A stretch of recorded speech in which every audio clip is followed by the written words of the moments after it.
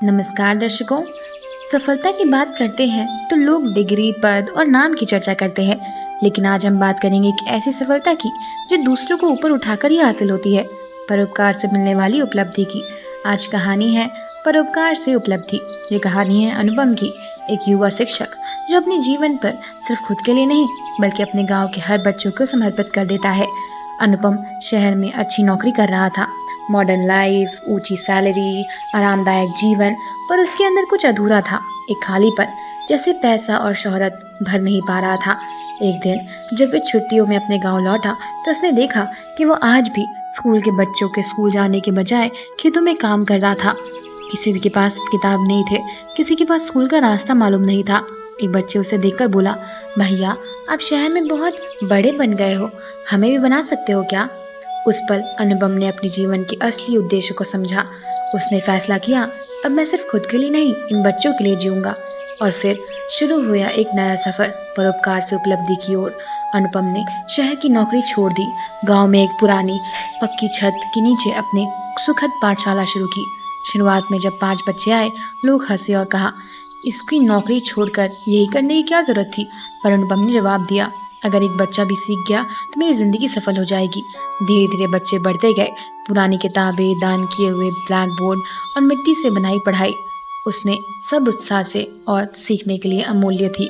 अनुपम ने सिर्फ पढ़ाया नहीं, बच्चे को सपना दिखाना सिखाया। उसने कहा, अगर मेरे पास जैसा कुछ एक आम इंसान करना चाहता है तो वो सब कुछ कर सकता है। गांव की बेटियां भी जो स्कूल नहीं जाती थी, अब सबसे पहले आती और आखिरी तक जीतती। कुछ वर्षों में अनुपम की पाठशाला एक मिशन बन गई। उसके पढ़ाए गए हर बच्चे शहर में डॉक्टर, इंजीनियर और शिक्षक बनने लगे, और अनुपम वे अब भी उसी मिट्टी के घर में बैठा बच्चे को पढ़ाता। एक पत्रकार ने उससे पूछा, आपकी सबसे बड़ी नौकरी छोड़ दी, शायद करोड़ों कमा सकते थे, अफसोस नहीं होता? अनुपम मुस्कुराया और कहा, मैंने कुछ खोया नहीं, मैंने बहुत कुछ पाया है। मुझे जो मिला है वो शायद किसी को नहीं मिल सकता, क्योंकि मुझे मिली है वो इज्जत, वो सम्मान जो एक शिक्षक को हमेशा मिलती है।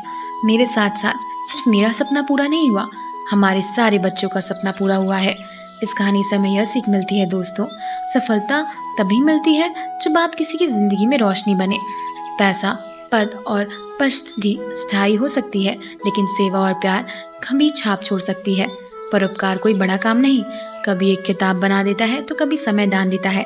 आप दूसरों की भलाई के लिए काम करते हैं तो ब्रह्मांड खुद आपके लिए रास्ता बनाते हैं।